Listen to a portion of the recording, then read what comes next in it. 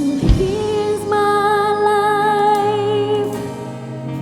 Let it be a living sacrifice. All that I am, surrender it to your hands. I surrender. Come on, let's make this a prayer today. Create in me a heart that is clean, 'cause I want to be who you want me to be. The depths of my soul is Lord to know.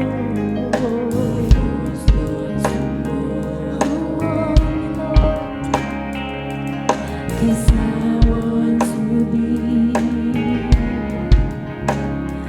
who you want me to be. As we place our trust in the Lord, Holy Spirit, fill me, overwhelm me. Holy Spirit, fills me for your glory. Come on, let's lift up our hands to the Lord right now. Here's my life. Let it be a living sacrifice. All that I am, surrender into your hands. I surrender. Here I am. Jesus, let your will be done in me. All that I am, surrender into your hands. I surrender.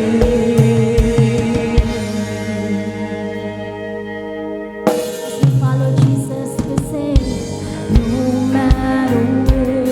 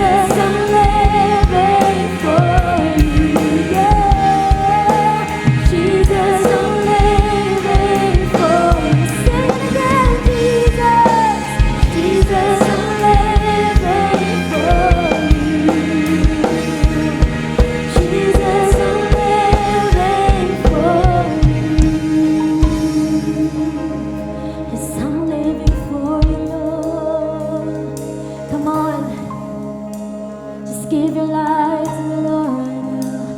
I wanna live for you, Lord. I'm living for you every day, Lord. We will continue to surrender everything into your master plan, Lord.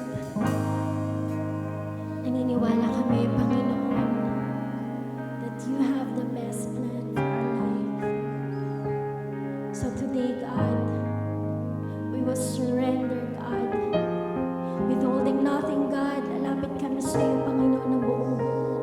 And we want to surrender everything, Lord, sa buhay namin, Lord, sa plano mo sa amin, Panginoon, because we know, God, na may ginagawa ka po sa aming buhay, Panginoon. And today, God, as we listen to your word, God, matanggap namin, Lord, yung mensahe mo sa amin, Panginoon. Ang salita mo na siyang patuloy na magbabago sa amin, Panginoon, that will take us higher into another level, Lord, of our faith, of our Christian life. Lord, yung relasyon namin sa inyo, Lord, yung pagkakilala namin sa inyo, Panginoon. Today, we believe, Lord, as we give up everything to you, God, you will do your work, God, sa buhay namin, Panginoon. We continue, Lord, to surrender and trust into your hands, God. So today, God, tanggapin mo po ang aming mga alay, ang aming pagpupuri, maging ang aming mga buhay. So church, today, once again, we will sing this song. We will offer and surrender everything to the Lord right now. Just open your heart to the Lord as you sing this song. Make it yours. Na kinakausap mo ang Panginoon sa oras na ito, kinakantahan mo ang Panginoon. We will sing this song. Just saying, here's my life, Lord. Here's my life.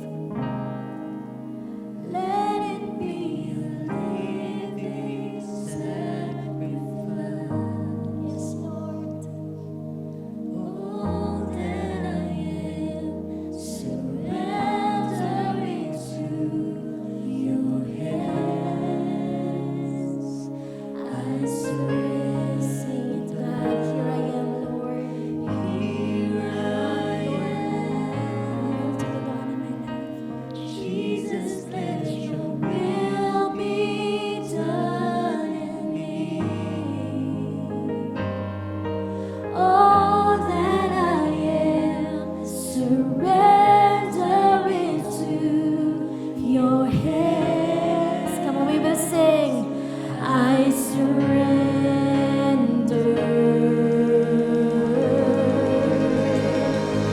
I surrender everything to you, Lord. We give it all to you, Jesus. Thank you, Lord. Come on, let's clap our hands to our God. Just to surrender everything to Him right now. Just have your way. Have your way, Lord. We worship you, Lord. Hallelujah. Minsan pa po malakas na palakpak para sa ating Diyos na nagmamahal sa ating lahat. Hallelujah. Yes, we worship you, God.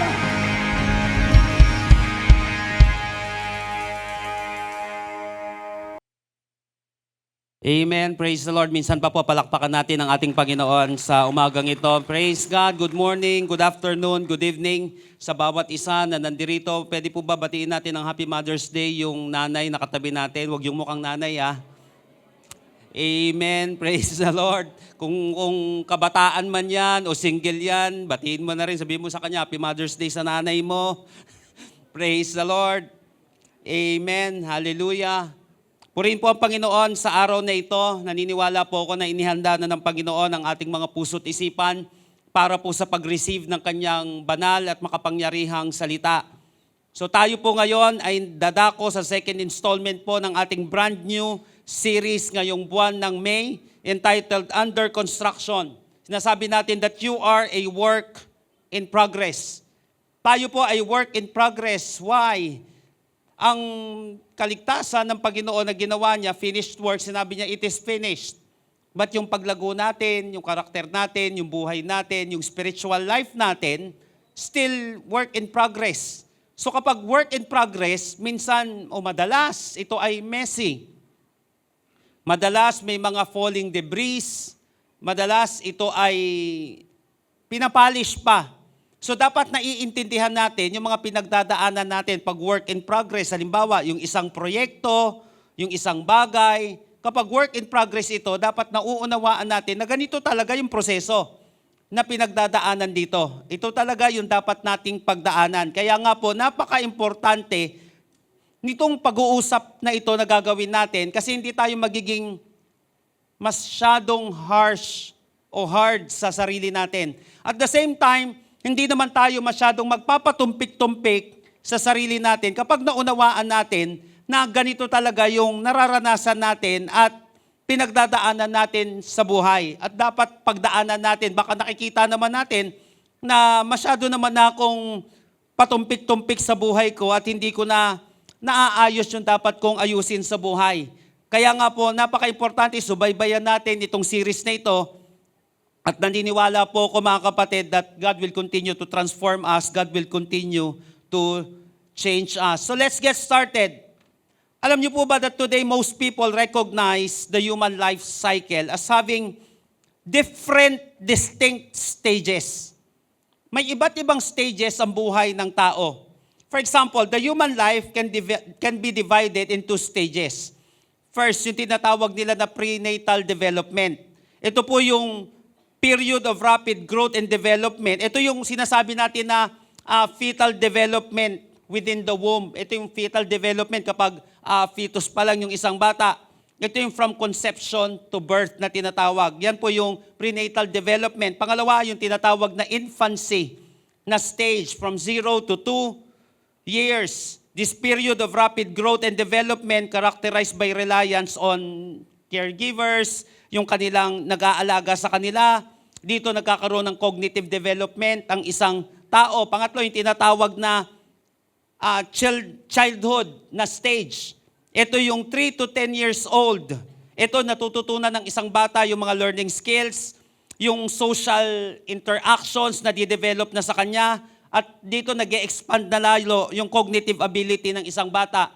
Pang-apat, ito yung adolescent stage na tinatawag. Ito yung from 10 to 19 years old. Dito naman, nagmamarka ito ng significant na physical and hormonal changes sa isang tao. Dito lalo na, ito din yung tinatawag na puberty stage. Ito rin yung nade-develop sa isang tao yung kanyang sense of identity. Panglima, ito yung tinatawag na adulthood. 20 plus years ito, 20 pataas na taong gulang ito. So dito naman sa stage na ito, sa adulthood, ito ay nag-establish na ng independence sa isang tao, 20 plus years old na eh. Nagpupurso na siya ng career, nagpo-form na siya ng relationship, at potentially, dito na siya nag-start ng kanyang family. By the way, pagdating ng adulthood, yung 20 plus na yon, ay may tatlong component pa yon. Ito yung early adulthood, middle adulthood, saka late adulthood. Kapag adult, may early adulthood. Ito yung 19 to 45 years old. Dito nakukumpleto na yung edukasyon ng bata. Dito na siya pumapasok sa trabaho. Dito na siya nagbibuild ng career at ng kanyang pamilya. Yung middle adulthood naman, ito yung 46 hanggang 65 years old. Dito naman, mas masyado nang nagre-reflect sa buhay yung isang tao, 46 to 65 years old. Dito na siya nagmamanage ng career, ng family, at potentially, dito na siya nakaka-experience ng midlife transitions. Minsan tawag nila midlife crisis, pero midlife transitions. Ito yung 46 hanggang 65 years old. Yung tinatawag naman na isa, dun sa yung isa namang component sa adulthood, ay yung late adulthood. Ito naman yung nag-a-adjust na para sa retirement, yung isang tao, nagmamanage na siya ng mga health changes, at nagre-reflect na siya sa mga buhay-buhay at kanyang experiences. Ito yung sinasabing from success to significance. Hindi na lang pala success ang kailangan ng tao. Ang kailangan ng tao ay significance din sa buhay. So hindi na lang yun ang pinupurso niya. Gusto niya magkaroon na siya ng legacy. So ito po yung mga pinagdadaanan na stages sa buhay ng isang tao. Likewise, alam niyo po ba na ang Christian life ay may stages din? Kung ang human life ay may pangkaraniwang stages na pinagdadaanan, ganun din naman po pagdating sa Christian life. may mga stages din tayong dapat pagdaanan dito. So let's look at it. Tignan po nating maigi itong mga stages na ito ng Christian life. And then habang pinapakinggan natin ito, let's evaluate if we are still growing or going nowhere.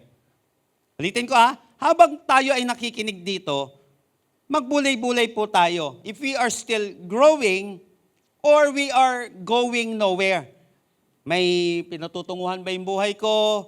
O wala bang nangyayari na significant sa buhay ko? Para ang maganda dito, para maaga-aga pa lang, magising-gising na sa katotohanan o kaya magkaroon man lang ng push sa kanyang buhay. Magkaroon man lang ng, alam niyo po yon, intentional na move sa kanyang buhay. I want you to open your Bible with me in John chapter 2, verses 12 hanggang 14. 1 John chapter 2, verses 12 hanggang 14. Verse 12, I write to you, dear children. Ito po yung sulat ni Apostle John, the beloved. Sabi niya, I write to you, dear children, because your sins have been forgiven on account of His name. I write to you, fathers, because you have known Him who is from the beginning. I write to you, young men, because you have overcome the evil one. I write to you, dear children, because you have known the Father. Verse 14, I write to you, fathers, because you have known Him who is from the beginning. I write to you, young men, because you are strong, and the Word of God lives in you, and you have overcome the evil one. Now, the question is, in what sense is the reference to fathers na nabanggit natin dito, na napakinggan nyo po o nabasa ninyo, may father na binanggit dito, may children na binanggit dito, may young men na binanggit dito.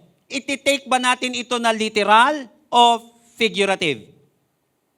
Nakuha po natin yon? Sinabi natin, number one rule, kapag nagbabasa tayo ng Bible, ang first rule of the thumb, take it literally. Pero hindi lagi kasing ganon. Sa Bible kasi, may tinatawag na figure of speech. Maraming mga figure of speeches sa Bible. Kailan nagiging figure of speech o figurative ang isang statement sa Bible? Ito yung number one rule din doon. If the sense doesn't make sense, seek another sense. Kasi tiyak yan, may sense yan. Halimbawa, sabi ni David, nung umiyak daw siya, halos malunod na siya sa baha, doon sa kanyang luha. Kailan naman nalunod ang isang tao sa luha niya? Pero ano yung statement niya? Figure of speech siya. If the sense doesn't make sense, seek another sense. Kasi tiyak yan, may sense yan. Gumagamit nga lang yung una, ang Diyos, na author, primary author ng Bible. Pangalawa, yung human author na ginamit niya na hindi niya naman tinanggal yung personality ng human author na yon, pero ginabayan ng Panginoon because all scripture is inspired by God. The question is, iti-take ba natin itong children, itong fathers, itong young men na ito na literal? Malinaw po na ito ay figurative. Malinaw kasi na literal, malinaw po kasi na hindi literal na sanggol yung kausap dito, yung children o mga bata. Kasi hindi naman nakakabasa yung baby. To you young children, papaliwanag ko po ito mamaya kung anong stage yung young children na binabanggit dito. But first and foremost, hindi naman kasi nakakabasa. Ba't niya sinusulatan yung bata? Hindi naman pala nakakabasa. Tapos young men, kabataang lalaki. Hindi naman puro kabataang lalaki lang ang member ng church. Pangatlo, tatay. Lalo na Mother's Day ngayon. Hindi naman lahat. Puro tatay lang ang members ng church. With this understanding, I believe that we find John addressing three basic groups of Christians. Ina-address dito ni Apostle John hindi yung literal na mga kalalagayan o estado ng buhay ng isang tao, kundi ito yung different stages ng Christian life sa isang tao. Ulitin ko, ina-address dito ni Apostle John yung three basic groups of Christians who are at different stages ng kanilang spiritual life. So join me in our message today entitled, Three Stages of Christian Life. 3 stages of Christian life. Ano-ano ba itong mga stages na ito ng Christian life para nasusubaybayan natin siya? Di ba, ganun din po sa mga anak ninyo, sa mga apo ninyo, o sa mga inaalagaan nyo na bata, sinusubaybayan natin yung stages ng buhay niyan. Kailan niya dapat tinitake itong ganitong klaseng gamot o vaccine? Kailan niya ba dapat pinupursue yung ganitong bagay sa kanyang buhay? Ganito dun sa buhay natin. Yung spiritual life natin, hindi dapat natin siya pinapabayaan. Kasi may stages yan. Kasi pwede tayong mahuli, o pwede tayong hindi maging productive sa ating buhay, o pwede tayong, alam mo yon, pwede tayong dayain ang sarili natin at ng mundo kapag hindi tayo lumago. Oy, big word po yon. Napaka-importante ng growth dito. Again, 3 stages of Christian life. Sino na po ang ready dito na mabago at the same time matuto sa pangalan ng Panginoon? Magsabi nga po ng malakas na amen. Number 1. What are the 3 stages of Christian life? Makikita natin ito in verse 12 and 13c. Sabi niya dito ni Apostle John, I write to you, little children, because your sins have been forgiven you for His name's sake. Pagdating ng ng verse 13c, I write to you, inulit na naman niya. Actually, inulit niya, sa English, naulit ito, pero sa Greek, magkaiba na siya. Sabi niya sa 13c, I write to you, little children, because you have known the Father. So number 1 na stage, ito yung tinatawag na beginners. Sabi nga po natin, beginners. Yan. Ito yung stage of spiritual infancy. Sa Christian life, may tinatawag na mga beginners. O stage ito ng spiritual infancy. Apostle John called these Christians as little children. Di ba? Verse 12, verse 13c. Sa English, parehas na little children yung binanggit. But in Greek, sa verse 12, ang unang Greek word na binanggit dito, yung sa little children sa English, ay teknion. Okay? Teknion yung una. Little child ang ibig sabihin nun. Term of endearment din yan. O kaya, ibig sabihin yan, my dear children. Pero dun sa 13c, iba na yung Greek word niya. Hindi na yung sa English parehas na little children eh. Pero sa 13c, ito yung paidion. Itong paidion na ito, dito natin nakuha yung word na pedia. Ang ibig sabihin naman dito, ito ay infant, babe, term of endearment din siya, children or my lads, ang ibig sabihin nito. So the first word has the idea of a very young child. So yung 13, so yung verses 12 saka 13c, yung word dito, yung statement dito ni Apostle John, ang idea nito, ito yung very young child. Yung binanggit dito, tapos yung isa lalo, baby yon, yung pedia, di ba? Very young child or baby. So ito yung stage of spiritual infancy. Pagdating sa pananampalataya, pagdating sa Christian life, may tinatawag na beginners or spiritual infancy. Now the question is, sino-sino kaya itong mga spiritual infant na ito? Sino-sino kaya itong mga beginners na ito? First, malalaman natin dito that new Christians can take encouragement from John. Hindi pala porket beginner ka, ay, beginner lang ako, nakakahiya naman. Hindi ganon. Kasi hindi mo pwedeng sabihin na, ay, baby lang siya, kapapanganak lang niya. Hindi ganon, natutuwa ka pa nga kasi may beginner eh. May baby. Ganon din sa Christian life, encouragement ito. Hindi paunahan ito. Kasi proseso siya eh. So dapat na-enjoy mo yung pagiging spiritual baby mo at the same time na-enjoy mo yung pagiging spiritual baby ng isang tao. Baka masyado tayo nagiging hard sa sarili natin at nagiging hard naman tayo sa mga tao. Now the question is, ano ba itong encouragement na ito pagdating sa pagiging spiritual baby? Sa mga beginners. First, ito magandang katotohanan dito. Beginners in Christ have new life. Ang mga beginners sa Panginoong Sokristo ay may bago ng buhay. Ito yung binanggit dito sa verse 12. I write to you, dear children, because your sins have been forgiven on account of His name. I write to you, dear children, because you have known The Father, binanggit dito. So, forgiven on account of His name. Sabihin nga po natin, forgiven. So, forgiveness, listen to this, is not based upon maturity or perfection. Ang forgiveness, hindi porket mature ka, papatawarin ka. O perfect ka na. But ang forgiveness is based on account of Jesus, our Savior. Alam niyo po ba, yung word na forgiven dito, in Greek, is aphiemi. Yung forgiven dito, ang ibig sabihin niyan, to send away, dismiss, pass over, give up, yield, resign, to remit, forgive, pardon, depart from, desert. So ibig sabihin lang nito, kaya nga beginners have a new life in Christ. Ibig sabihin, kapag baby Christian yung taong yan, may bagong buhay na yan kay Lord. That's the point. Ang beginner ay may bagong buhay na. Ibig sabihin, napatawad na yan. Pinalaya na yan ng Panginoon sa kanyang old life. Ibig sabihin, may bagong buhay na yan. Kaya wag mong mamaliitin ang isang baby Christian. O wag mong mamaliitin ang sarili mo pag baby Christian ka. Nagsasabi lang yan na may bagong buhay na binigay sa'yo ang ating Panginoon. Pinalaya ka na niya sa old life mo. At ibig sabihin, magsisimula na tayo sa panibagong buhay. 1 John chapter 5, verses 11 hanggang 12.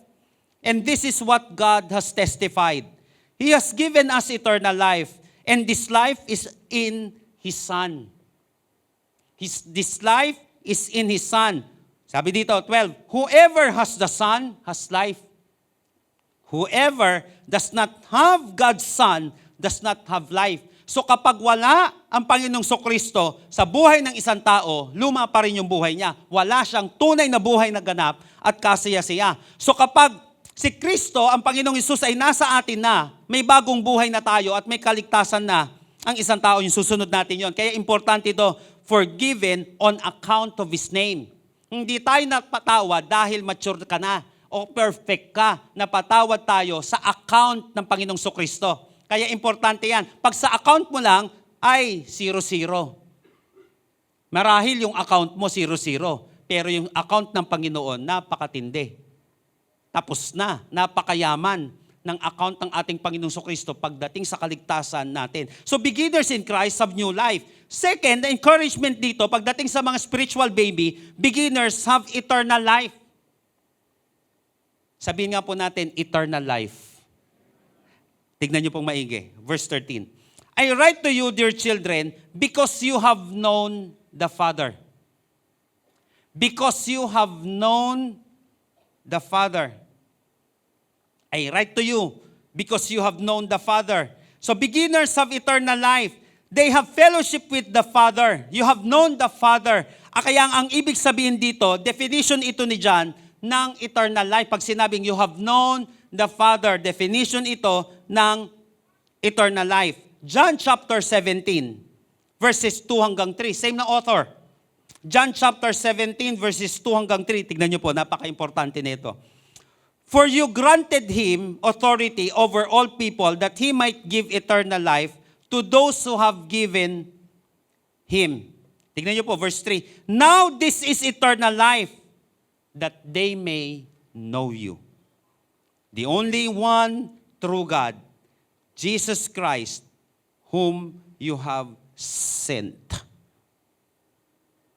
That they may know you, the only true God, Jesus Christ, whom you have sent.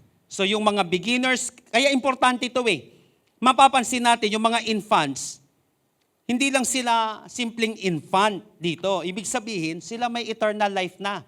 Kaya nga yun ang kagandahan kapag baby Christian ng isang tao, ramdam na ramdam mo na binigyan ka ni Lord ng panibagong buhay at binigyan ka niya ng eternal life. Hindi na lang earthly na buhay, meron tayo. Kaya nga gusto ni Apostle John na magpatuloy sila sa pananampalataya. Napakaganda. Ulitin ko, sino sa atin ngayon ang may kilala ka na bago pa lang kay Lord? O kaya maybe ikaw, bago ka pa lang kay Lord, katatanggap mo kay Lord, bago ka pa lang nananampalataya sa ating Panginoong Hesus, ito naman ang encouragement sa iyo. Don't be too hard on yourself. Okay? Ibig sabihin yan, huwag mo mamaliitin yung pinagdadaanan mong stage na yan. Ibig sabihin niya, may bagong buhay ka at mayroon kang eternal life. Kaya lang dapat nagpapatuloy. Alam niyo po ba, the Christian beginners, ito naman ang description dito, are still more carnal than spiritual. Maiintindihan natin sila that they are still more carnal than spiritual. 1 Corinthians chapter 3, verses 1 hanggang 3. Pag sinabing carnal, worldly. Karne, ibig sabihin, laman. Kasi kata-transfer pa lang nila eh. Okay, so medyo ramdam pa yon sa kanila. 1 Corinthians chapter 3, 1 hanggang 3. Tignan niyo po. Brothers, I could not address you as spiritual. Sabi niya gano'n sa Corinthian church. Sabi niya gano'n, mga kapatid, hindi ko kayo ma-address as spiritual, but as worldly. Sabihin nga natin, worldly. Mere infants in Christ. So pagdating pala dito, may tinatawag na spiritual at carnal. So sa ganyang ginagawa nyo, sabi sa kanila ni Apostle Paul, hindi ko kayo ma-address na spiritual, but carnal. Ibig sabihin, mere infants in Christ. Kaya pala hindi lahat ng worldly ay mapupunta sa impyerno. Yung iba doon, baby Christian pa lang. Okay? Yung iba naman doon, nag-a-act naman as worldly. Kahit matagal-tagal na. Anong ginawa niya? Ano sinabi dito ni Apostle Paul, verse 2? I gave you milk, not solid food. For you were not yet ready for it. Indeed, you are still not ready. You are still worldly. For since there is jealousy and quarreling among you, are you not worldly? Are you not acting like mere men? Napansin niyo po? May resemblance pa eh. Medyo parang nagmumulto pa eh, yung lumang pagkatao dito. So naaalala ko nung bago ako sa pananampalataya, ganito ako eh. May carnality pa na tinatawag. Una, nakakapagmura-mura ka pa. Mamaya, sa isip na lang. Pero may ganun pa rin eh. Napapasorry Lord ka eh. Kaya hirap akong gulatid dati pag nagugulat ako kung ano nasasabi ko eh. Pagsabi ako ng puto sa kakutsinta, kung ano-anong mga terms na dati. Pero alam mo yun, nandoon na yung pagpipigil. Pagpipigil kapag may naaamoy pa ako na buntot ni Satanas, dati na hinihit-hit-hit ko, parang kaaya-aya pa rin eh sa akin. Pero alam ko, may battle na bakit? May new life na ako kay Lord. May bagong buhay na ako sa Panginoon. Hindi na siya yung ginagawa ko siya out of, wala akong pakialam dyan. Okay to sa akin, kaya lang sa akin may battle na.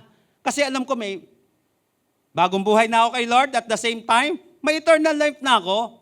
May bagong buhay na ako na tinahak nung tinanggap ko ang ating Panginoong Hesukristo. So spiritual beginners likes the milk of the word naman. Hebrews chapter 13, chapter 5, verses 13 hanggang 14. Tignan niyo po. Anyone who lives on milk, being still an infant, is not acquainted, ibig sabihin niya familiar, with the teaching about righteousness. 14, but solid food is for the mature, who by constant use have trained themselves to distinguish good from evil. Kapag mature na ang isang tao, mas madali niya nang ma-distinguish yung good from evil. Natandaan ko noon eh, nung may kaibigan ako na politician dun sa Zambales, may class A sila na na resort. Tagal na po ito. Hindi pa kami kasal ni Pastora Dana noon. Sabi niya, Pastor Julius, tagal na noon. Sabi niya gano'n, pag napadaan kayo sa Zambales, diretso kayo dun sa resort ko, sagot ko na. Sabi niya gano'n. Mamaya dyan, napadaan nga kami doon, pupunta kami sa isang tribo, tapos huling-huli, napahinga kami doon sa resort niya. Kaya lang, pagtawag niya sa akin, ilan kayo dyan? Sabi ko sa kanya, mga mga 12. Sabi niya gano'n, yari, matatanggal ako na ito sa trabaho, sa asawa ko. Akala ko 2 lang kayo. Ni Pastora. Ay sabi ko, hindi kasi pwede. Ay, ganun ba? Hindi pwede. Sabi niya gano'n, ba't hindi pwede? 2 lang kayo. Kasi bibigyan niya ito isang kwarto. Sabi ko, isa Christian, hindi pwede yon. Sabi niya gano'n, yung lumang pagkatao siguro, pwede yon. O kaya ganun ba yon? Sabi niya gano'n. Pero Christian din yon. In fact, magpapastor na nga yun eh. O pastor na at that time. Yung taong yon. Pero alam niyo po yon, yung ganong mga words. Kasi nga, sabi natin, may mga bagay na okay lang. Madaling mong, hindi, mahirap mong ma-discern kapag bago ka pa lang. Nag-uumpisa ka pa lang eh. Pero pag matagal ka na, mas madali mo. Ito yung sinabi ng author ng Book of Hebrews. Ayaw ko namang humusga agad kasi hindi naman ako naniniwala si Paul ang sumulat nito. Para sa akin si Apollos, hindi mahirap na matagal na paliwanagan yon. So, but solid food is for the mature, who by constant use have trained themselves to distinguish good from evil. So, wag kang magtataka kung bakit gusto nila ng mababaw sa pato. Huwag kang magtataka kung bakit may mga tao na gusto ng mababaw na turo. First, they need it. Second, yun pa lang ang kaya nila. Ito yung naunawaan ko dati. Nung bago po akong leader sa church, napaka-effective ko. Kasi kahit mga may edad nang ikinig sa akin, 17 to 18 years old pa lang ako at that time. Tapos ang dami kong nawiwin. Kasi yung lingwahe ko, naaabot ko sila. But nung tumungtong na po ako sa Bible school, lalo na sa seminary, at that time, siyempre puro theology. Mula bachelor ko hanggang master's ko. In fact, hanggang doctorate ko nga, puro theology yan. Puro debate, puro mga malalalim sobra na term. Ang Bible ko nga dati, Greek eh. Pagbabasahan mo ko ng English, ng Tagalog, yak. Parang ganun ang dating. Ano ba yan? Hindi mo naintindihan yan. Ganun ang konting yabang. Kinukorek naman agad tayo ni Lord doon. Sa ganun. Pero ganun. Magaling kasi maganda kahit paano. Mahusay naman ako pagdating sa Hebrew sa Greek. Lalo pagdating sa Greek New Testament. So yun yung nahawakan ko Bible para paangasan eh. Pero ito matindi. Maganda yung naging grades ko sa seminary, sa Bible school. Ito maganda. Matindi. Wala. Ang ganda ng grade ko sa Bible school. Naintindihan ako ng mga kapwa ko, sabihin na natin, theologian. Pero paglabas ko, di na ako maintindihan ng tao. Kami na lang ni Lord nagkakaintindihan. Di na ako naintindihan ng kausap ko. May mga highfalutin words na yung mga gamit ko, yung mga jargons na tinatawag, yung mga words ko. Hypostatic union. Naintindihan mo ba yun? Nakakagana lang yung mga tao. Ano yan? Ang sasabi mo. Hindi na ako naintindihan ng mga tao. Kaya, yun. Naintindihan ko, may mga kausap pala ako doon na mga spiritual milk pa lang yung kaya nila.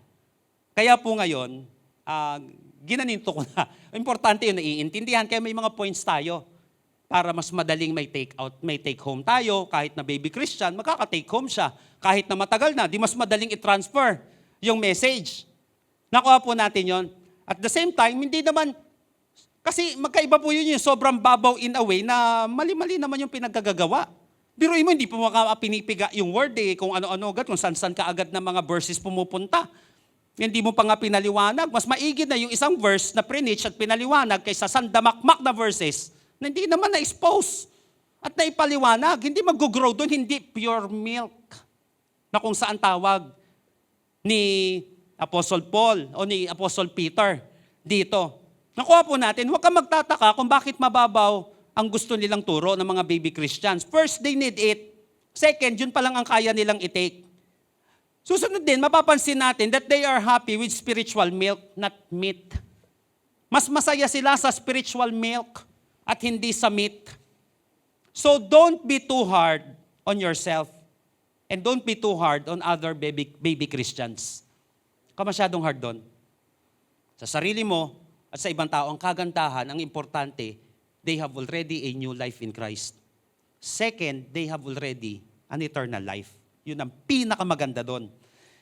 And the most elementary thing that you can say about a Christian, sa isang tao, ang importante dyan, their sins have been forgiven and they have joined the family of God.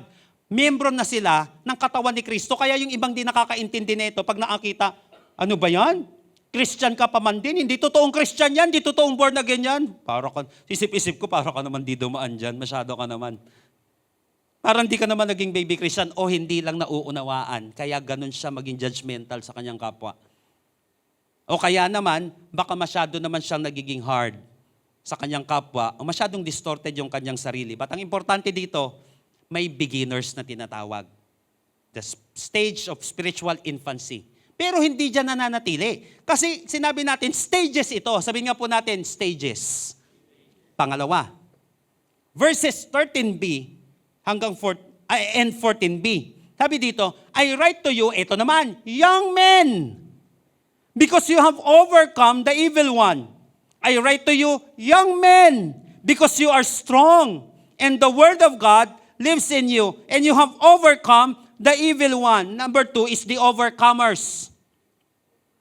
Ito yung mga overcomers or spiritual victory. So mapapansin natin that Apostle John called these Christians as young men. Pwede po ba sabihin natin young men? Yan. Kaya sinabi natin, hindi ito literal. Figurative. Itong mga binanggit dito ni Apostle John. Now, the expression young men is figurative. It refers to all male or female who are, mapapansin natin dito sa verse, strong in the Lord and who have overcome the evil one. Not that they are perfect or without sin. Kasi malinaw din yan sa 1 John chapter 1 verse 8. Hindi sila lahat daw na nagsasabi na wala siyang kasalanan o hindi siya nagkasala, sinungaling. Sabi ni Apostle John. So hindi ito ibig sabihin na porket malakas ka, perpekto ka. Hindi po ito ang ibig sabihin nun. But their faith has had time to be tested. And they have demonstrated that they are truly children of God. May demonstration na. Ito ng pagiging anak ng Diyos dahil na-test na sila, dumadaan sila sa mga testing sa kanilang spiritual life. Ito yung stage of spiritual victory. Kapag dumadating na yung panahon na nagkakaroon ka na ng tagumpay sa mga laban, ang tawag sa iyo ay overcomers. Ibig sabihin, umaakyat ka na sa panibagong stage, the stage of spiritual victory. Ito yung napaka-importante. Number 1. First, overcomers are spiritually consistent. Ang mga overcomers ay spiritually consistent. Tingnan nyo, I write to you, young men, because you are strong. Ang ibig sabihin yan sa Greek, firm. Ibig sabihin yan, strongly felt, unlikely to yield. Ibig sabihin, hindi aayaw. Nasusugatan, pero hindi ayaw. Ibig sabihin, kapag nung nape-persecute ka na, dati bago ka, wag ka nga natin dyan. Kundi magkasulian na tayo ng kandila. Walang Jesus, di totoo yan. Di wala. Ganun na agad, bumibigay na agad. Di wag. Yung iba naman, di wow. Kapag beginner, di wag. Mas mabilis siyang umayaw. Pero kapag overcomer na, di wow. Parang gano'n na lang. Ang dating niya, wala na, kayang-kaya niya na mapagtagumpayan. Kung ibig sabihin, may consistency na siya, hindi siya basta-basta nag-yield. Spiritually consistent. Pag Christian, maliwanag sa kanya yon. Pangalawa, overcomers have scriptural conviction. Ito maganda dito. Kapag overcomer ka na, o nasa stage ka na ng spiritual victory, may scriptural conviction ka na. Kaya tingnan niyo po, I write to you, young men, because you are strong, and the Word of God lives in you. And the Word of God lives in you. Ibig sabihin nito, may scriptural conviction na siya. Spiritually consistent, and may scriptural conviction na. Hindi na sa TikTok yung foundation ng kanyang kilos, ng kanyang faith. Hindi na kung saan-saan libro. Kasi naniniwala siya na makapangyarihan ang salita ng Diyos. Heaven and earth will pass away, but my word will never pass away. Naniniwala sila that the Bible is the final authority of our faith and conduct. Mabigo ang salita ng tao, pero ang salita ng Panginoon hindi. Na yun yung magiging mapa ng buhay niya. Na yun yung magiging konstitusyon ng buhay niya kasi naniniwala siya na mas makapangyarihan ang salita ng Panginoon. May scriptural conviction na. Ibig sabihin, the source of their strength and consistency is the Word of God.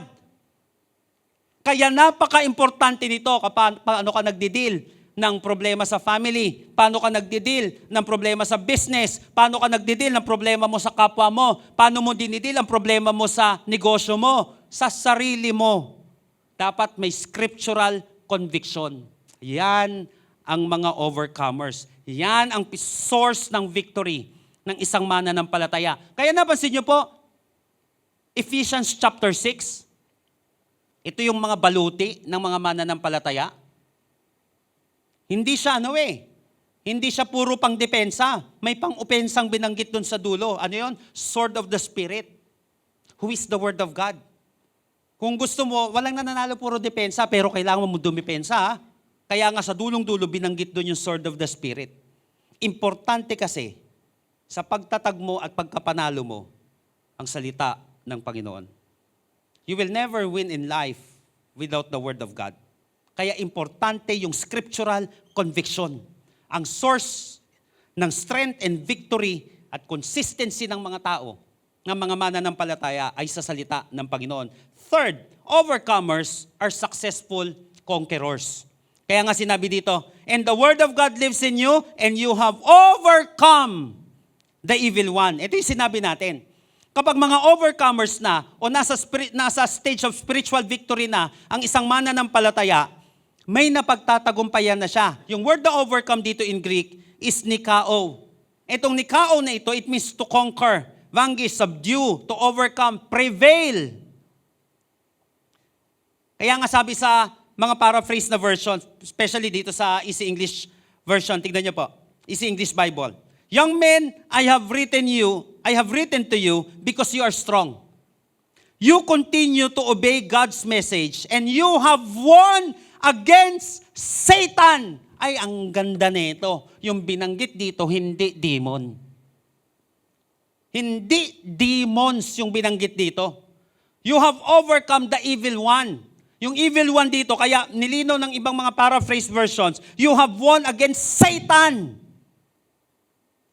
So kahit pala si Satanas mismo ang bumangga sa'yo at humarap sa'yo, kapag meron kang daladala na salita ng Panginoon sa buhay mo, hindi lang sa kamay mo, sa puso mo, kahit si Satan pa at mga demonyo niya, hindi mananalo sa isang mananampalataya. Kaya kapag may Word of God ka, naniniwala ako, paglabas mo dito at nadala mo sa puso mo yan, walang atake sa iyo ang demonyo na hindi mo mapagtatagumpayan ngayong araw na ito. Kasi nasa iyo ang salita ng Panginoon. Amen po. Baka mapurihin natin ang ating Panginoon. Praise the Lord. And you have overcome the evil one. You have won against Satan. Ang mga overcomers ay successful conquerors. Hindi sa wala silang failure, kundi may mga napagtatagumpayan na sila. May mga napagtatagumpayan na sila. Again, hindi sila perfect, pero may na-overcome na sila na spiritual battle. At ang matindi, halata ang ibang mga panalo nila. May panalo sila na sila lang ang nakakaalam at ang Diyos. Pero may mga panalo sila na halatang halata. Nagiging testimony siya. Kitang-kita siya ng mga nagmamasid na tao. Kitang-kita siya ng mga nagmamasid na Christian. Kasi nga, overcomer na siya. Ito yung stage of spiritual victory. Naniniwala ko, marami din po dito ang nasa stage ka na nito. Ng spiritual victory. Baka kanina pa lang may battle ka ng pinagdaanan eh. Kung magsimba, tulog mo na lang yan. Naintindihan ka naman ni Lord. Yan. Kapag mga beginners, oo nga. Tulog ko na lang to, naintindihan naman ako ni Lord. Pero pag boss mo, ay hindi ako maintindihan ni boss. Kasi trabaho to eh. Ang dali di ba? Naintindihan pag sa mundo eh. Pero kapag kay Lord, ang daling i-compromise eh, di ba? Pero pag may problema, Lord, Panginoon. Ganun ang gagawin. Pero kapag overcomer ka na, mas madali mo na siyang napagtatagumpayan. Kasi mas na-recognize mo na yung good from evil, yung mas makakatulong sa'yo. Mas alam mo yung makakatulong sa'yo sa tagumpay mo. Okay? Yan yung mga overcomers. Sabi nga po natin ulit, overcomers. Yan. Pangatlo, last but not the least. Verses 13 and 14. Sabi dito, I write to you, fathers, because you have known Him, who is from the beginning. I write to you, fathers, because you have known Him, who is from the beginning. Number 3, the stage ng Christian life. Number 3, ito yung mga disciplers. Sabi nga po natin, disciplers. This is the stage of spiritual maturity. Kaya sinabi po natin, hindi figurative ito. Kasi kung father lang ang kausap ni John dito, Parang unfair naman sa mga nanay. Sabi ko nga, lalo na Mother's Day ngayon. Kaya hindi ito ibig sabihin nun. Kaya figurative siya. Disciplers ito. Ito yung mga spiritually mature na tao. Now, ito yung stage of spiritual maturity. So, Apostle John called these Christians as fathers. The expression fathers is figurative. It refers in this passage to Christians, male and female, who have reached spiritual maturity. Ngayon, ito ang tanong. Paano nila na-reach yung spiritual maturity na yon? Paano nila na-reach yung spiritual maturity na yon? At paano mo marireach ang spiritual maturity? Teka lang, so pwede pala na hindi ka pa mature pero nakaka-overcome ka na? Yes. Hindi naman porket bata yan eh. Batang-bata ka pa. Alam mo, may mga bagay na hindi pa niya magagawa pag bata pa siya. O kaya medyo umiidad na siya spiritually. Pero may magagawa yan. May napagtatagumpayan na yung mga yan. Pero iba to. May certain na characteristic ang mga spiritual mother and fathers. May specific na characteristic ang mga tinatawag natin na spiritual parents or tinatawag natin na disciplers. Now, paano ba maging spiritually mature? Itong tinatawag na ito, maging spiritual parent. Number 1, first, be a disciple of Jesus. Ang mga spiritually mature na tao, yan ay intentional na sumusunod sa ating Panginoong Jesus. The reference is likely to Jesus, because you have known Him na binanggit dito. Yung because you have known Him, ang ibig sabihin, ang reference na ito ay ang Panginoong Hesukristo, who was from the beginning. Bakit? Same na author binanggit niya, 1 John 1:1, John chapter 1 verse 1. Mapapansin natin, di ba ito? In the beginning was the Word, and the Word was with God, and the Word was God. Pagdating ng verse 14 ng John chapter 1, and the Word became flesh and dwelt among us. Sinabi doon. So, nire-refer dito na who was from the beginning, walang iba kundi ang ating Panginoong Hesukristo. Now, they have known Him who is from the beginning. According to verse-by-verse commentary, the perfect tense in the Greek indicates that these mature believers came to a state of maturity in knowing the Lord. Pangalawa, they fell in love with the Lord because of their understanding of what He did for them. Ito, grabe yung pagka-in-love nila kay Lord. Na-in-love sila, hindi subjective na tibok ng puso o pagmamahal, kundi objective na. Bakit mo mahal si Lord? Bakit nga ba mahal kita? Pag hindi mature, malabo yun, di niya alam. Pag mature, malinaw yun kung bakit niya minahal. Yung isang tao, ganun din. Meron na siyang spiritual understanding, yung pagmamahal niya kay Lord dahil naiintindihan niya yung pagmamahal sa kanya ni Lord at ginawa sa kanya ng Panginoon at kung sino talaga ang ating Panginoon. So yung you have known Him dito, ang ibig sabihin nito, continuing experiential result. Ibig sabihin nagpapatuloy siya. Ibig sabihin nagpapatuloy siyang sumunod sa Panginoon. Gusto mo maging spiritually mature? First, be a disciple of Jesus. Ang ibig sabihin nun, sumusunod sa ating Panginoong Hesus. Maging disipulo ka. Pag disipulo ka na, doon ka na magmamature. Kaya importanting stage ito. Pangalawa, how? Paano maging spiritually mature? First, be a disciple of Jesus. Pag sinabi ni Lord, magbigay ka ng time sa Kanya, magkaroon ka ng quiet time na daily, gagawin mo yon. Kasi alam mo, importante yon. Pray so that you will not fall into temptation. Sabi ni Jesus Christ, manalangin kayo, mag-devote kayo ng quality na oras sa Panginoon. Kumain kayo ng salita ng Panginoon araw-araw para hindi kayo bumabagsak sa mga tukso. Pag bagsak mo kasi laban sa tukso, bagsak din, pwedeng bumagsak pamilya mo eh. Pwedeng bumagsak yung buhay mo, pwedeng bumagsak ang negosyo mo. Kaya, maganda umaabot tayo dito sa ganito. Pangalawa, paano maging spiritually mature? Make disciples for Jesus.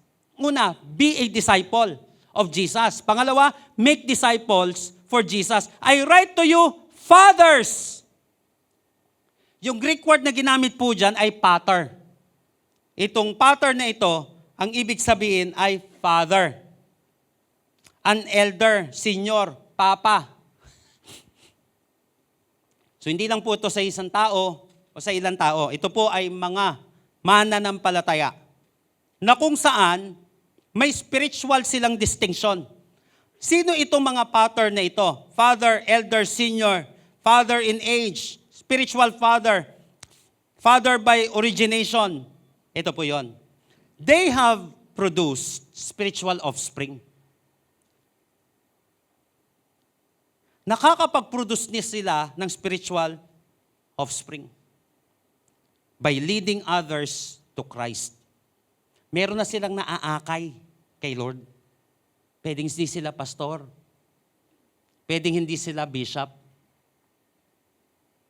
Pwedeng hindi sila mataas yung rank nila o position nila sa church.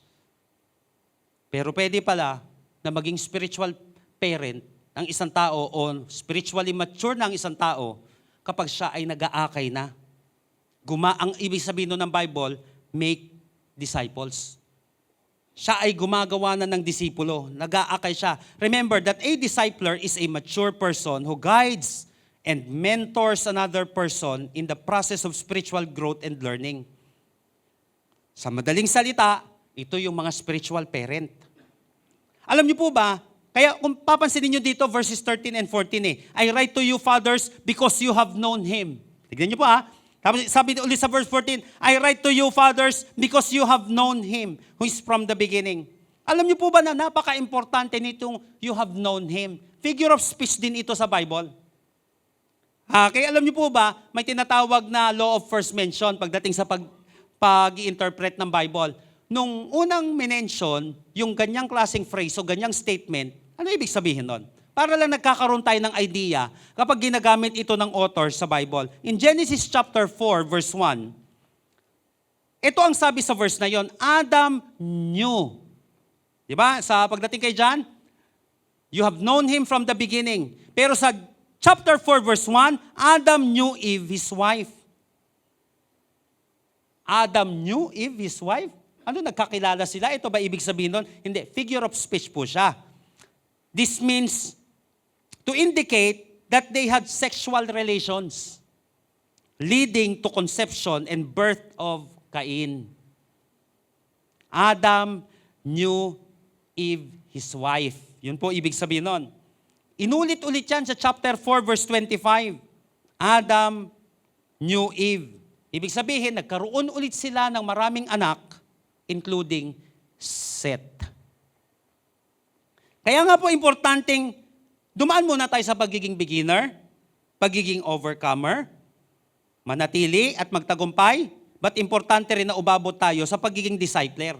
Ibig sabihin, nag-aakay na tayo at nag-aalaga na tayo ng mga bagong mananampalataya. Bakit? Alam niyo po, kung wala nag-aakay sa akin, wala naman ako ngayon. Ay nag-aakay sa akin, seaman nga, hindi naman pastor eh. Kuha po natin yan. Wala ka sana dyan kung wala nag-aakay sa'yo. Kaya importante yung pag-aakay. Make disciples. Nagsisimula ang paggawa ng disipulo sa pag-go. Kapag ikaw ay pumupunta na, tinatawagan mo na yung tao, ini-invite mo na siya, inaakay mo na makarinig siya ng salita ng Panginoon, doon na nagsisimula yung pagiging discipler natin. Doon na tayo nagiging mature.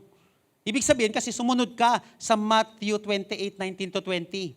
Ito yung Great Commission. Pag great, gawin mong great. Kasi great din ang effect nun. Matthew 28:19-20. Therefore, go and make disciples of all nations, baptizing them in the name of the Father and of the Son and of the Holy Spirit, and teaching them to obey everything I have commanded you. And surely, I am with you always to the very end of the age. Make disciples. Sabi nga po natin, make disciples. Kaya po tayong lahat, hangarin natin na umabot tayo sa ganito. Dalangin ko, nawa, sa susunod na linggo, sa mga susunod na linggo, hindi na lang ikaw dyan.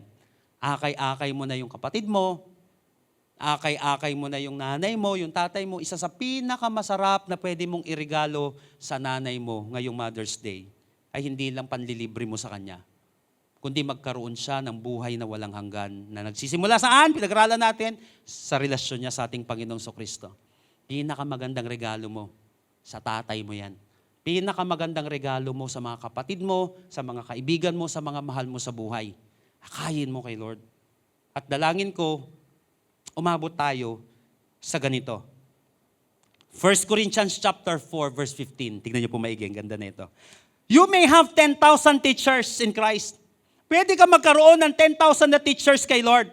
But you don't have many fathers. Through the good news, I became your father in Christ Jesus.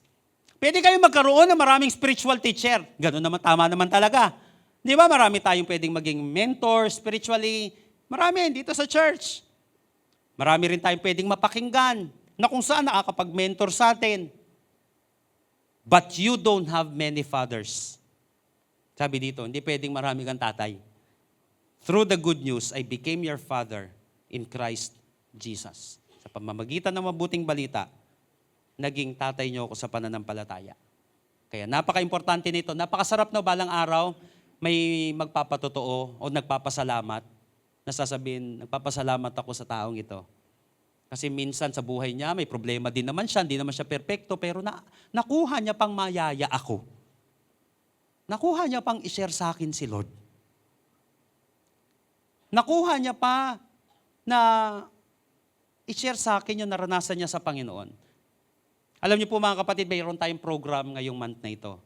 Halimbawa, nahihirapan ka pa na mag-share ng iyong faith. Meron tayong kapamaraanan. Lapit ka lang po sa mga leaders natin dito. Mag-message ka lang sa Facebook natin. If you really want to grow in Christ, tutulungan po namin kayo. Kung gusto niyo talaga makapag-share ng simple kahit di kayo pastor, o kahit gusto niyo magpastor, mayroon na po tayong dadaanan dyan. Gumawa na po ako ng track dito sa paglago nating mananampalataya. Gusto mo magpastor o gusto mong mag-bishop balang araw, meron na po tayong career path, spiritual career path na tinatawag dyan. Paano natin naabutin yon? Paano natin mararating yon? So dito po, open tayo dito, may mga ganong programs na tayo. Mag-message lang po kayo, naniniwala po may sasagot po dyan. O kaya, approach nyo po kami, yung iba nating mga pastors at leaders, at tutulungan po namin kayo.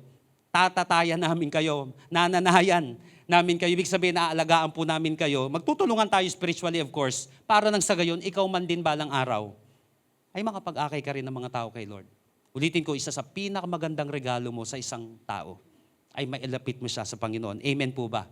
Dahil ikaw din mismo, napatawad ka sa mga kasalanan mo, at nagkaroon ka ng buhay na ganap at kasaya-siya.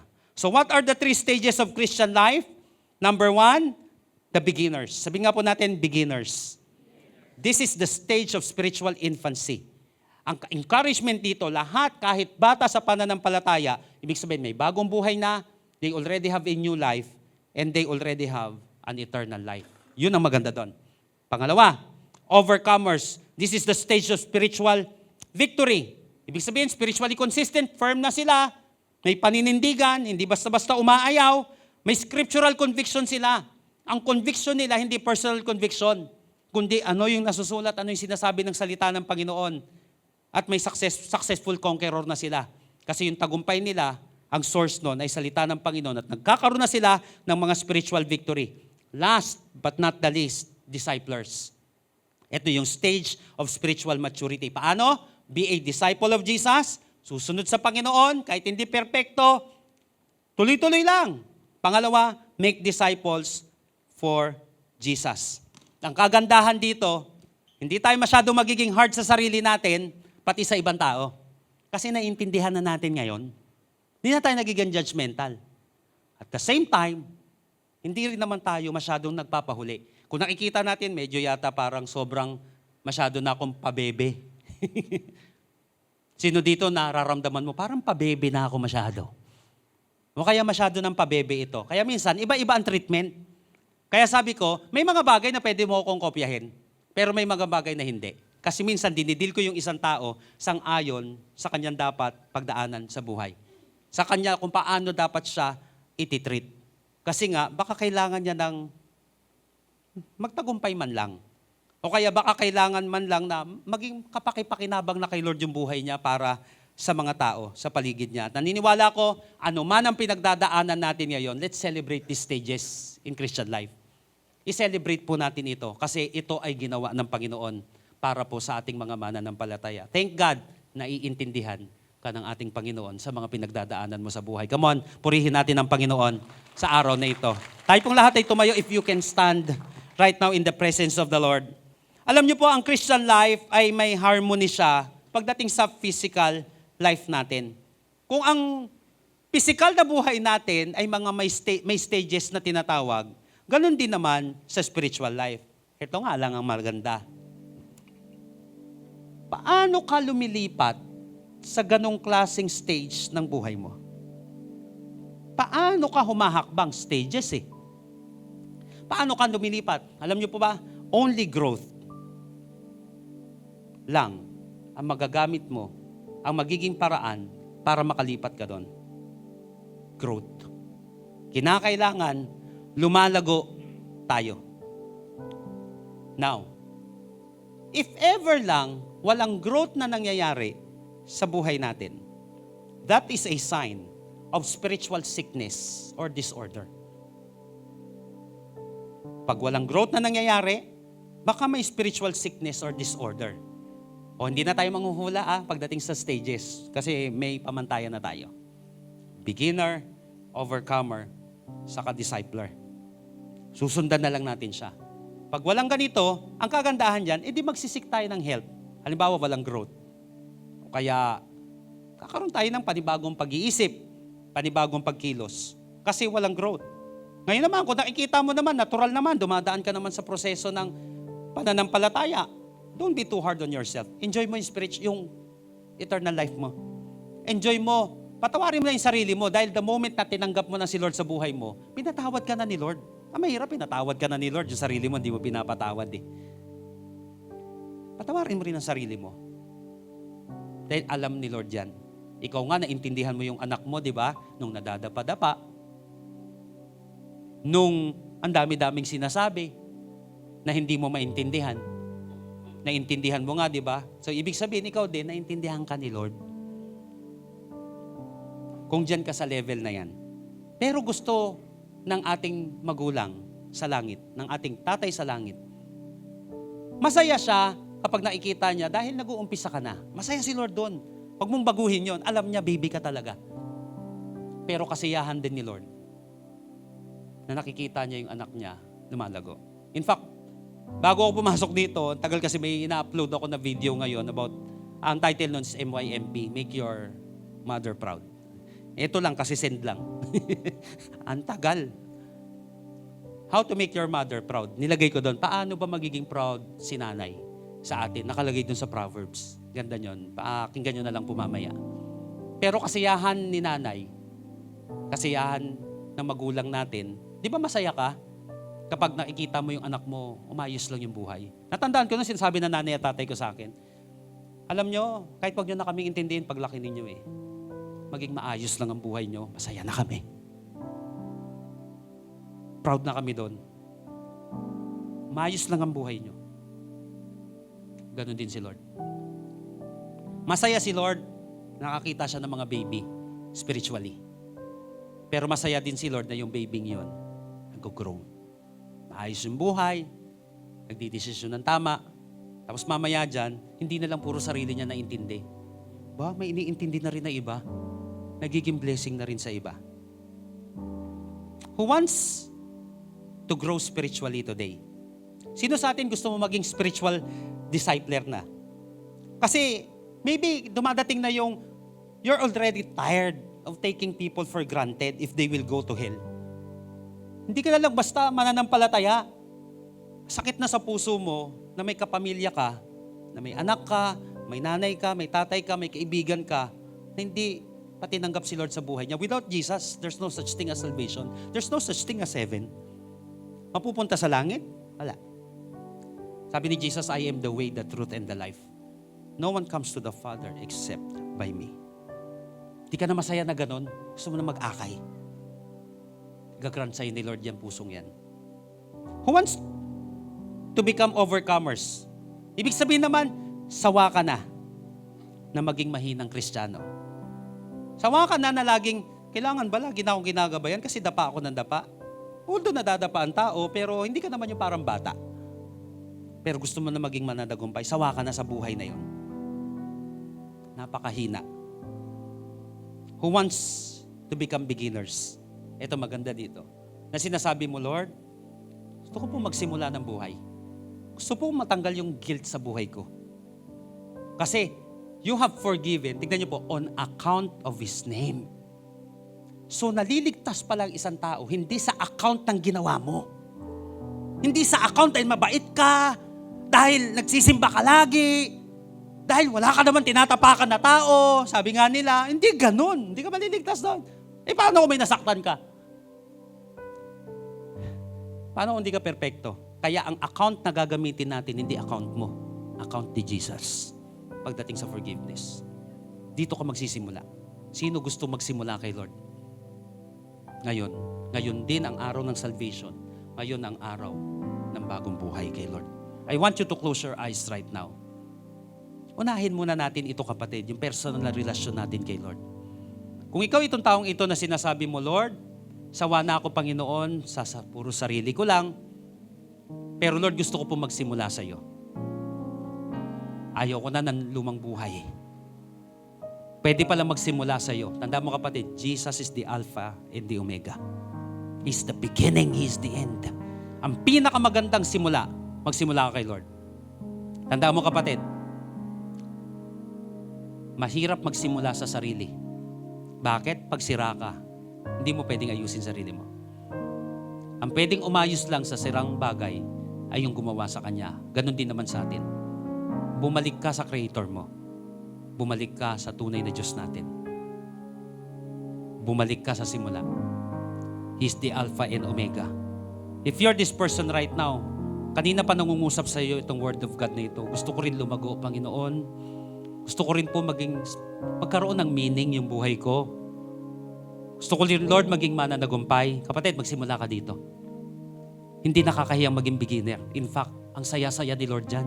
In fact, may mga tao din magiging masaya. Yes, may malulungkot dahil mawawalan na sila ng kajaming sa drugs, may mawawalan na sila ng kasama sa kalokohan, may lalaya na sa lumang buhay, may malulungkot, pero marami din sasaya. In fact, sabi ng Bible, Luke chapter 15, buong kalangitan ay magdiriwang, isang kaluluwa lang ang manumbalik kay Lord. Biruin mo, sasaya buong langit. At may mga kasama tayo na sasaya dahil magkakaroon ka ng bagong buhay at magkakaroon ka ng buhay na walang hanggan. Who among you here right now, sinasabi mo, I want a new life, I want an eternal life, Lord. Nasa account mo, Panginoon, manggagaling. Hindi sa akin. Dahil hindi ko kaya, Lord. If you're this person right now, ina-acknowledge mo na kaya kang iligtas ni Lord, na kaya kang patawarin ng Panginoon. Bibilang ako ng 3, kapatid. Tataas mo na mabilis yung kamay mo, tanda na sinasabi mo, Lord, I acknowledge you as my Lord and Savior. Sabi ng Bible, John 1:12, sino man daw tumanggap sa Kanya at manampalataya sa Kanya ay bibigyan niya ng karapatan maging anak ng Diyos. Pag tinanggap mo si Lord, nanampalataya ka sa Kanya, ikaw ay magiging anak ng Diyos. Ang pagiging anak ng Diyos ay hindi isang relihiyon. Ito ay relasyon. Child nga, children nga. Sino dito gusto maging anak ng Diyos? Magsimula kay Lord ngayon. Lift up your hands. 1, 2, 3. As our hands lifted high right now, sabayan mo ako sa panalangin ito, but make it your personal prayer.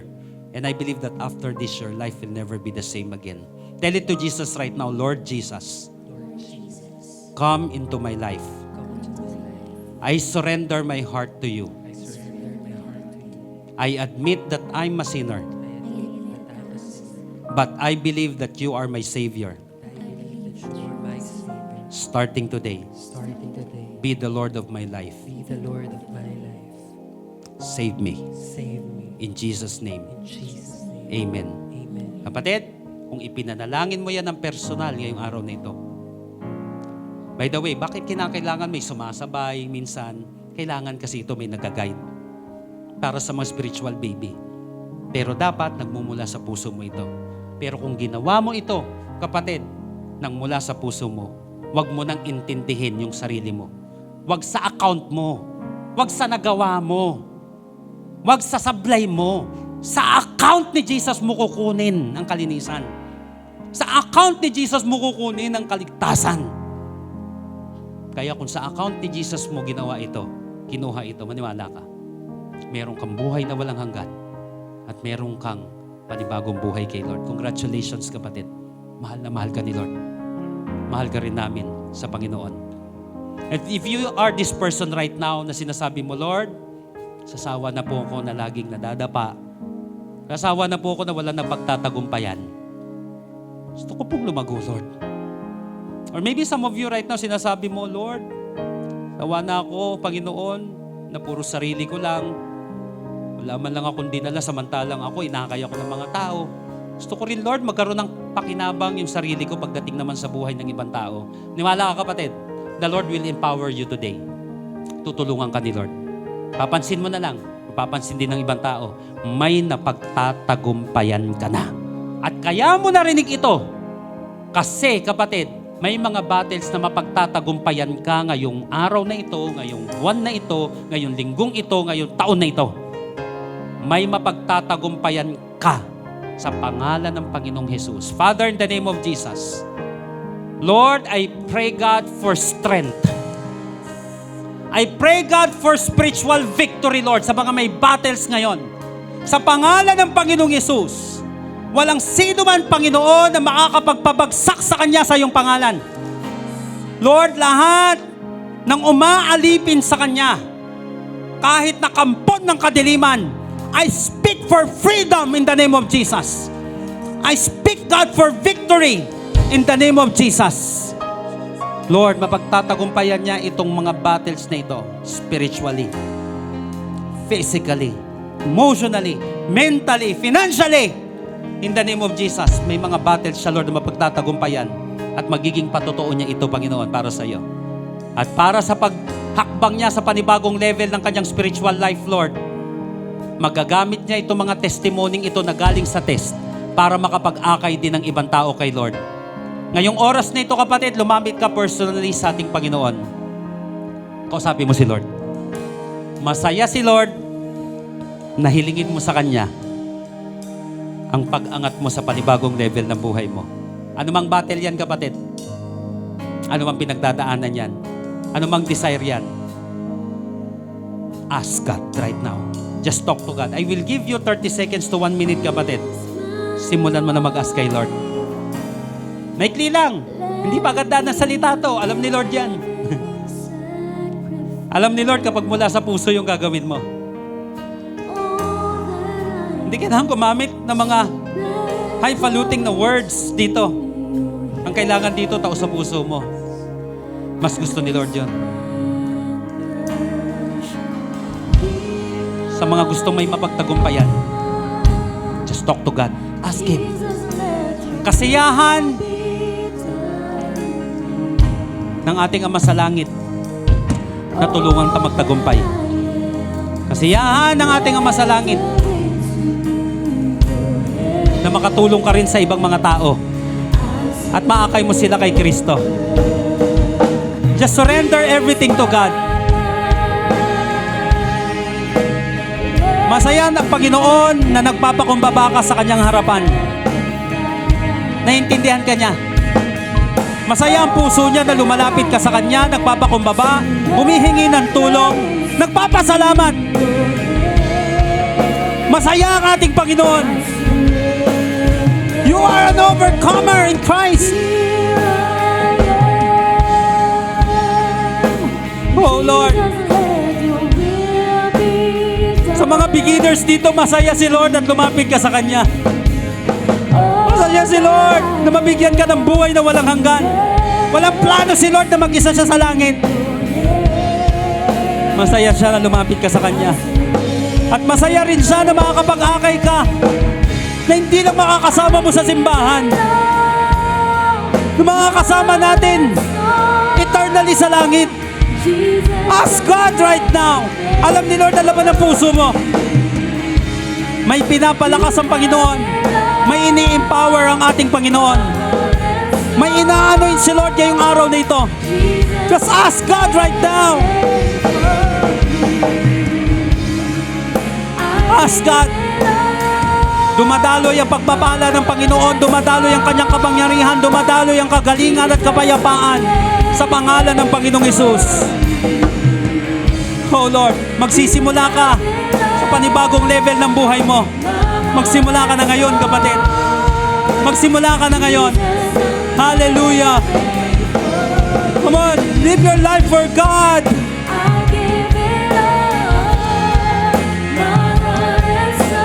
Just give everything to the Lord. Surrender everything to God. He's willing to forgive you. He's willing to bless you. Oh Lord. Come on, I want to hear your voice right now. Declare it to God right now. He is listening. My heart and soul. When praise goes up, blessings come down. Tell it to God.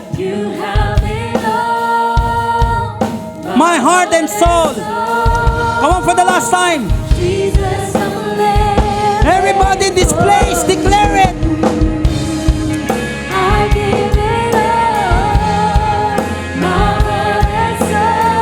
Jesus, I'm living for you. Oh Lord. Oh God.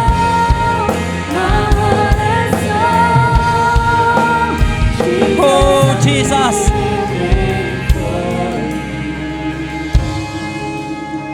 If you can lift up your hands right now, before I will leave this platform, pwede po ba itaas natin ang ating mga kamay? I want to pray for everyone today.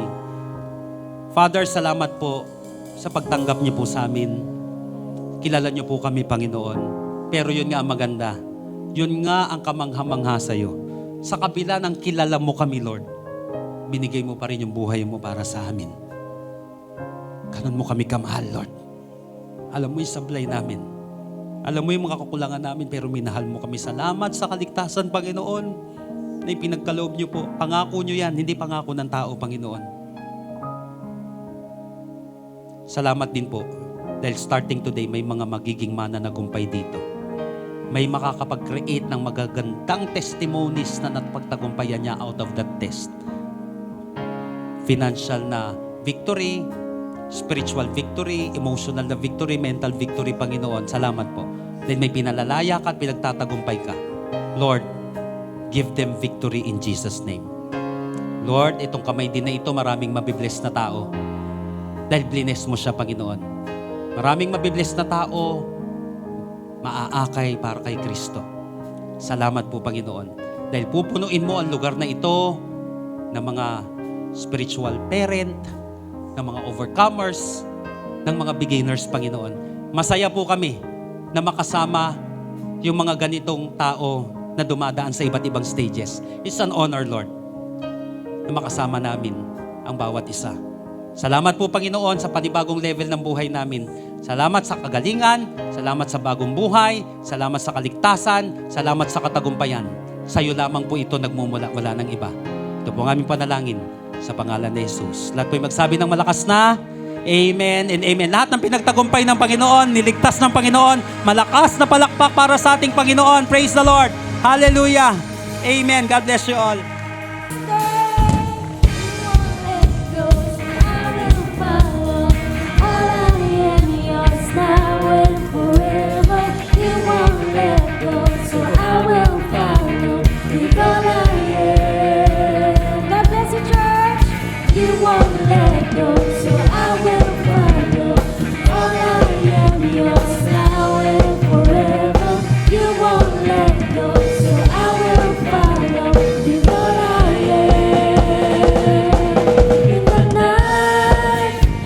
Struggle through the trial.